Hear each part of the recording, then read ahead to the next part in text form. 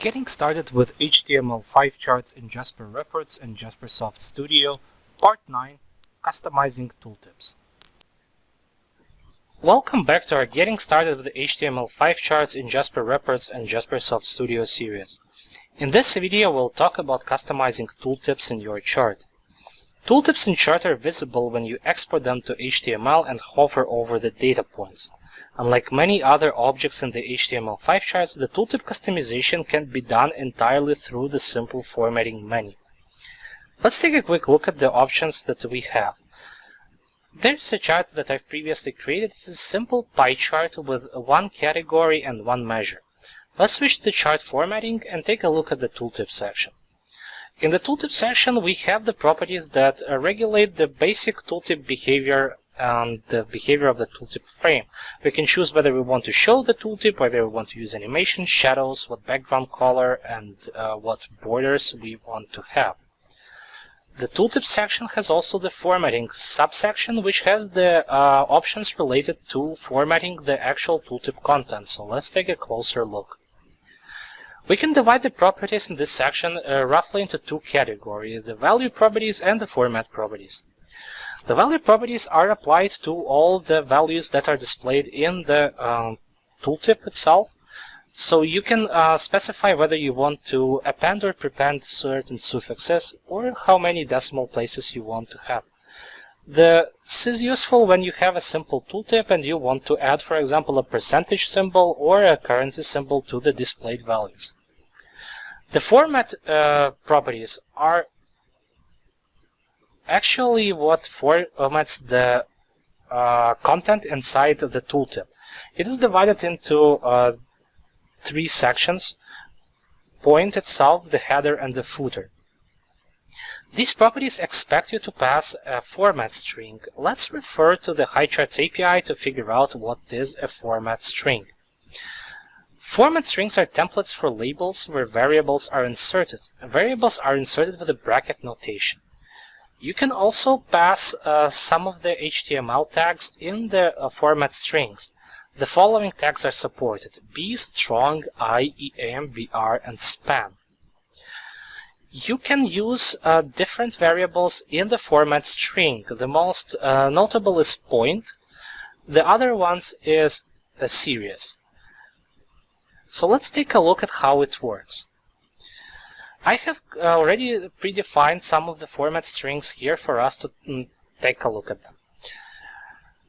The point format will be applied to the point itself, and it will signify how the point will be displayed. So here I am passing a new line and then a span that has a style inside. You can style your spans and you can pass CSS rules. Here for the color property and the CSS style of the span, I'm passing the point.color value. You can figure out what members of the point class you can pass by looking at the class reference for the Highcharts point class. For example, color. You can pass also name, X, Y, highest, percentage, and others. Inside the span, I'm actually displaying a point Y value. And then after the point Y value, I put a colon and add a comma, dot, a number, and F. The comma means that comma will be used as a thousand separator symbol. The dot for F means that I'm gonna have 4 decimal places after the comma, after the decimal separator more specifically. And then the M will be added to all points displayed in the tooltip. As you can see here in the header format, we're using the series name value, so we are accessing not only the point object, but we also show how we can use the series to format our tooltip. In the footer, we are displaying the point percentage, so you can use the point percentage value in stacked charts or pie charts to display how much the slice or the stack occupies based on the total of the chart. You can use this without the need to do any side calculation, and you can also format it as shown here. So we're going to be displaying only 2 decimal places and adding the percentage symbol to the string.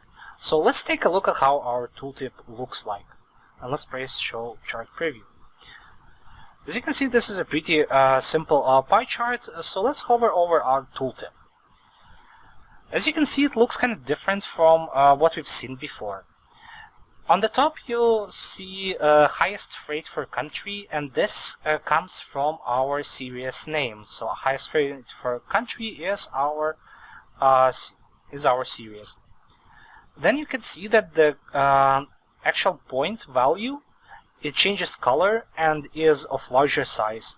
This comes from our span style that we've specified. So the color is point color, it's dynamic depending on the slice, and the font size is 22 pixels. Also, as you can see, we're displaying 4 numbers after the dot, so 4 decimal spaces. This comes from this 4F that we have here. For example, if I'll change to 2F and do a preview, you'll see that now we just see 2 decimal spaces.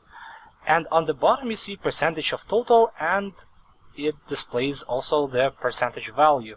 This comes from this point percentage this point percentage variable. As you can see, you can customize your tooltips pretty decently using these format strings.